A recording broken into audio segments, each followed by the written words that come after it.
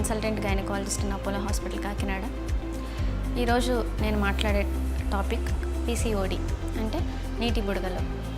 ఈ రోజుల్లో చాలా కామన్గా వింటున్నాం ఈ పదం PCOD. అసలు PCOD అంటే ఏమిటి, దానివల్ల వచ్చే సమస్యలు ఏమిటి, వాటికి పరిష్కారం ఏంటి అనే దాని గురించి మనం మాట్లాడుకుందాం. సో PCOD అంటే పాలిసిస్టిక్ ఓవేరియన్ డిసీజ్, అంటే ఓవరీస్లో నీటి బుడగలు ఉండడం. ఇది ఎందుకు వస్తుంది అంటే దీనికి రకరకాల కారణాలు చెప్పొచ్చు. దాంట్లో మెయిన్ వచ్చేసి ఒకటి జన్యుపరమైన చేంజెస్ ఉండడం వల్ల, మార్పులు ఉండడం వల్ల బాడీలో, అదొక రీజన్ అవుతుంది. ఇంకొకటి ఫ్యామిలీలో, అంటే ఇంట్లో అమ్మకి కానీ పెద్దమ్మకి కానీ లేదంటే అమ్మమ్మ గారికి వీళ్ళకి ఏమైనా సైకిల్స్ పీరియడ్స్లో ప్రాబ్లం ఏమైనా ఉంటే కనుక ఇలా PCOD అప్పుడు తెలియకపోయినా సరే ఇప్పుడు ఉంది అనుకోవచ్చు. లేదా అక్క చెల్లెల్లో PCOD ఉంటే మనలో కూడా వచ్చే ఛాన్స్ ఉంటుంది.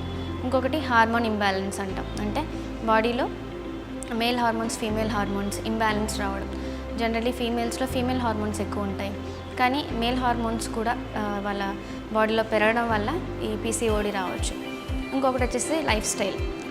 ఈ రోజుల్లో సెడెంటరీ లైఫ్ స్టైల్ ఎక్కువ అలవాటు, అంటే కూర్చుని పని చేయడం, ఎక్కువ యాక్టివిటీ లేకపోవడం, బయటికి వెళ్ళి వాకింగ్ ఎక్సర్సైజ్లు అవి చేయకపోవడం, వీటి వల్ల బరువు పెరుగుతారు. And even food changes, main fried items అవి ఎక్కువ తింటూ ఉంటారు కాబట్టి బికాస్ టైం ఉండదు అండ్ వంట చేసుకునే ఇది ఉండదు. సో బయట కుక్ చేసిన ఫుడ్ తినడం వల్ల కూడా వాళ్ళు బరువు పెరగడం, ఆటోమేటిక్గా హార్మోన్స్ ఇంబ్యాలెన్స్ వచ్చి ఈ ఓవరీస్ అనేవి ఎక్కువ స్టిమ్యులేట్ అవ్వడం వల్ల పాలిసిస్టిక్ ఓవేరియన్ డిసీజ్ అంటే PCOD వస్తుంది. సో కారణం ఏదైనా కానీ సమస్యల మట్టుకు ఒక 5 రకాలుగా చెప్పుకోవచ్చు. ఫస్ట్ వచ్చే సమస్య ఏంటంటే PCOD ఉన్న పేషెంట్స్లో ఇర్రెగ్యులర్ సైకిల్స్, అంటే నెలసరి సరిగా రాకపోవడం వల్ల. నెలసరి సరిగా రాకపోవడం అంటే నార్మల్గా మన నెలసరిని 21 డేస్ నుంచి 45 డేస్ వరకు నార్మల్ అని చెప్తాం. అంటే 21 రోజు నుంచి 45 రోజుల్లోపు ఎప్పుడు వచ్చినా సరే అది నార్మల్ అవుతుంది. కానీ 45 రోజులు దాటి రావడం లేదంటే 21 రోజుల్లోపే వచ్చేయడం, ఇది ఇర్రెగ్యులర్ సైకిల్ అంటాం, టైం టు టైం రాకపోవడం అంటాం. సో ఇర్రెగ్యులర్ సైకిల్స్ ఉన్న వాళ్ళకు మెయిన్ మనం సస్పెక్ట్ చేసేది PCOD. దాంతోపాటు బ్లీడింగ్ తక్కువ అవడం, స్కాంటీ ఫ్లో అంటాం. అంటే నార్మల్గా ఒక 3 to 5 డేస్ నార్మల్ ఫ్లో తీసుకుంటే చాలామంది PCOD పేషెంట్స్లో బ్లీడింగ్ చాలా తక్కువ అవుతుంది. కొంతమందికి ఓన్లీ స్పాటింగ్ అవుతుంది, కొంతమంది ఓన్లీ సింగిల్ ప్యాడ్ యూస్ చేయడం. సో ఇవన్నీ కూడా ఒక PCOD మనం డయాగ్నోస్ చేసేటప్పుడు ఈ సిమ్టమ్స్ అన్నీ కూడా తీసుకుంటాం. ఇంకొకటి వచ్చేసి నెలసరి టైంలో పెయిన్ రావడం. సో పెయిన్ ఉన్నా రాకపోయినా సరే పీరియడ్స్ ఇర్రెగ్యులర్ అయితే కనుక మనం PCOD అనేది చూసుకోవాలి. అండ్ ఇంకొక సమస్య వచ్చేసి ఇన్ఫర్టిలిటీ, అంటే పిల్లలు పుట్టకపోవడం. సో ఇర్రెగ్యులర్ సైకిల్స్ ఉన్నాయి కాబట్టి ఎగ్ సరిగా రిలీజ్ అవ్వదు. సో ఎగ్ టైంకి రిలీజ్ అవ్వకపోవడం వల్ల ఫెర్టిలైజేషన్ జరగక సో పిల్లలు పుట్టడం అనేది కొంచెం లేట్ అవ్వచ్చు, లేదంటే పెళ్ళైన వెంటనే 3 to 5 ఇయర్స్ వరకు కూడా పిల్లలు లేకపోవడం, ఇవన్నీ కూడా సమస్యలు. సో అన్నిటికీ మెయిన్ కారణం ఏంటంటే యంగ్, అంటే అండం సరిగ్గా టైంకి రిలీజ్ అవ్వకపోవడం బికాస్ ఇర్రెగ్యులర్ సైకిల్స్ ఉండడం వల్ల. సో ఈ ఇన్ఫర్టిలిటీ పేషెంట్స్లో కూడా మనం PCOD సస్పెక్ట్ చేయొచ్చు. సో ఇంకొక సమస్య ఏంటంటే షుగర్ లెవెల్స్, చక్కెర స్థాయిలు పెరుగుతాయి. ఎందుకు పెరుగుతాయంటే ఈ PCOD పేషెంట్స్లో మెయిన్ వచ్చేసి ఏంటంటే ఇన్సులిన్ రెసిస్టెన్స్ ఉంటుంది. అంటే బాడీలో రిలీజ్ అవ్వాల్సిన ఇన్సులిన్కే నార్మల్గా రెసిస్టెన్స్ వచ్చేసి సో షుగర్ కంట్రోల్లో ఉండకుండా చక్కెర స్థాయిలు పెరిగి అండ్ వాళ్ళకి డయాబెటీస్, ఎస్పెషల్లీ టైప్ 1 డయాబెటీస్ అంటాం, అంటే యంగ్ ఇండివిజువల్స్లో వస్తుంది. సో అది వచ్చే ఛాన్స్ ఎక్కువ. అండ్ ఇంకొకటి ఏంటంటే ఫేస్ మీద అంటే అబ్నార్మల్ హెయిర్ గ్రోత్ అంటాం. అది ఎక్కడంటే ఫేస్ మీద, లేదంటే గడ్డం మీద, చెస్ట్ మీద అండ్ పొట్ట మీద కూడా విపరీతంగా హెయిర్ పెరగడం. బికాస్ అదంతా కూడా నార్మల్ ఫీమేల్ ప్యాటర్న్ కాదు. So male pattern hair growth అంటాం. అండ్ మేల్ ప్యాటర్న్ బాల్నెస్ కూడా, అంటే తల మీద జుట్టు సెంటర్లో ఊడిపోవడం అనమాట. So male pattern baldness, male pattern hair growth, ఈ రెండు కూడా అబ్నార్మల్. సో ఎస్పెషల్లీ PCOD పేషెంట్స్లో ఇవి కూడా చూడాలి. దాంతోపాటు నెక్ మీద, అంటే మెడ మీద పిగ్మెంటేషన్, హైపర్ పిగ్మెంటేషన్ అంటాం, అంటే బాగా నల్లగా మారిపోతుంది. దాన్ని ఎకాంథోసిస్ నైగ్రికెన్స్ అంటారు. It is the one of the sign of PCOD.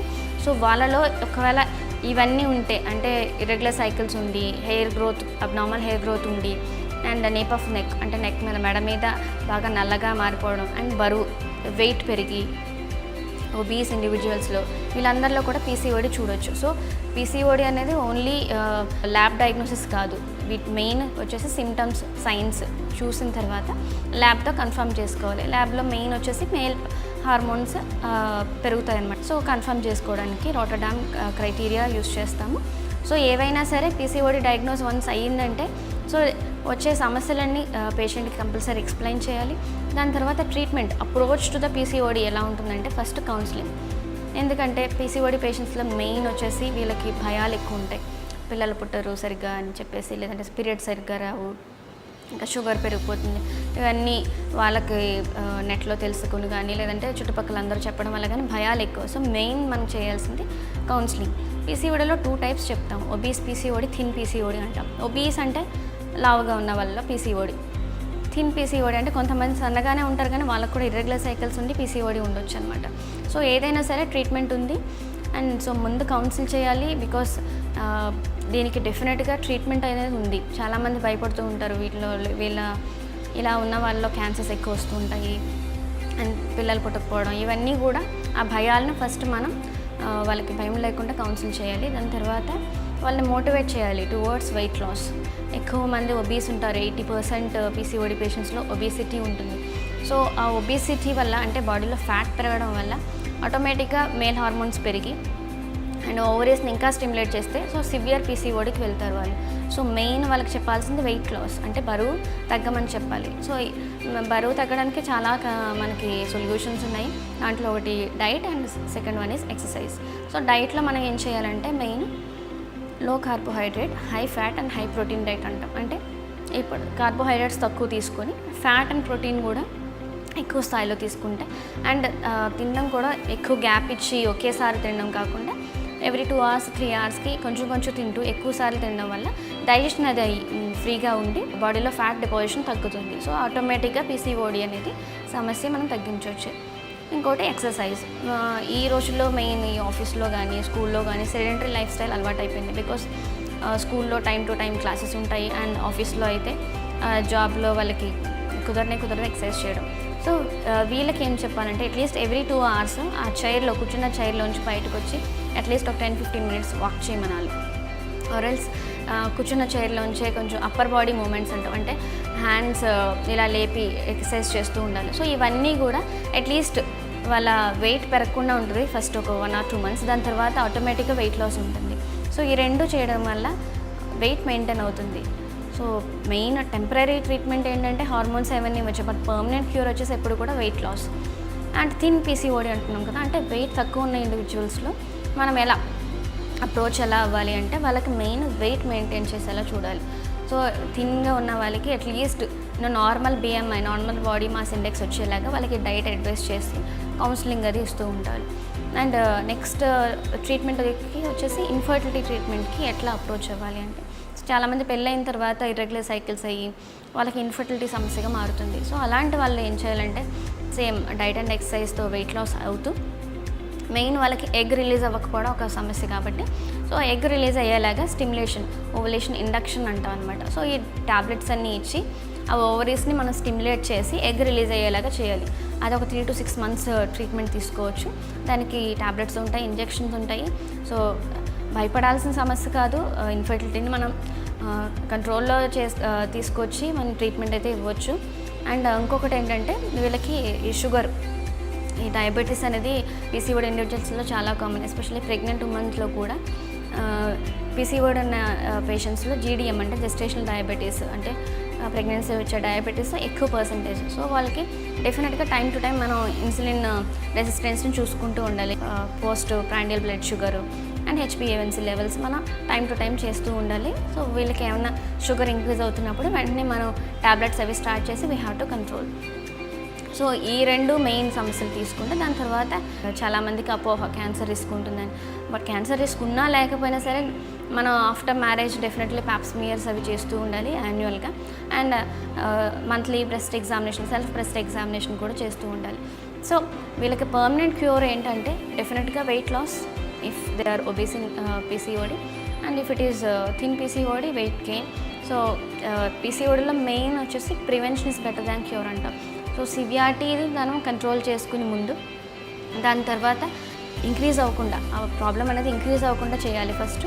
దాని తర్వాత ఆటోమేటిక్గా PCOD రిగ్రెస్ అవుతుంది. అండ్ మెడికల్ మేనేజ్మెంట్ కాకుండా సర్జికల్ మేనేజ్మెంట్ వచ్చేసి ఇన్ఫర్టిలిటీ ఇండివిజువల్స్లో చేస్తాం. జనరల్లీ నీటి పొడుగులు ఉన్నాయి, నాకు ఆపరేషన్ చేయించుకోవాలి అని చెప్పేసి వస్తూ ఉంటారు చాలామంది. బట్ ఏంటంటే మన సర్జరీ ట్రీట్మెంట్ అనేది పీసీఓడికి లాస్ట్ స్టేజ్. అది ఎప్పుడు ఇన్ఫర్టిలిటీ అంటే పిల్లలు పుట్టకపోవడం లేట్ అవుతే కనుక after giving so many medications అంటే ట్యాబ్లెట్స్, ఇంజెక్షన్స్ ఎన్ని ఇచ్చినా సరే అది ఒకవేళ ప్రెగ్నెన్సీ రాకపోతే మన లాస్ట్ స్టేజ్ వచ్చేసి లాప్రోస్కోపిక్ ఓవేరియన్ డ్రిల్లింగ్ LOD అంటాం. అంటే లాప్రోస్కోపీ ద్వారా ఉన్న నీటి బుడగలను పంక్చర్ చేసి ఎగ్ రిలీజ్ అయ్యే ఛాన్సెస్ పెరుగుతాయి అన్నమాట. అది యాక్చువల్లీ ఓన్లీ ఇన్ఫర్టిలిటీకి చేస్తాం. It's not for irregular cycles. అంటే ఇర్రెగ్యులర్ సైకిల్స్ ఉన్న వాళ్ళకి మనం సర్జికల్ మేనేజ్మెంట్ చేయాల్సిన అవసరం లేదు. సో ఉన్న అపోహల్ని ఫస్ట్ మనసులోంచి తీసేసి దానికి అప్రోచ్ ఎలా, PCOD ఉంటే అదొక జబ్బులా చూస్తున్నారు, క్యాన్సర్లా చూస్తున్నారు, అది మీరు ముందు భయపడకూడదు. అసలు అప్రోచ్ అయ్యి డాక్టర్ని you have to ask for the advice. అసలు ఏం చేయాలి, ఎలా అప్రోచ్ అవ్వాలి, డైట్లో ఏం తీసుకోవాలి, అండ్ ఎప్పటికప్పుడు మనం టెస్టులు ఎప్పుడెప్పుడు చేయించుకుంటూ ఉండాలి, వెయిట్ మేనేజ్మెంట్ ఎలా చేయాలి, అవన్నీ మీరు అడ్వైస్ తీసుకుంటే కనుక PCOD management is very very simple. Thank you.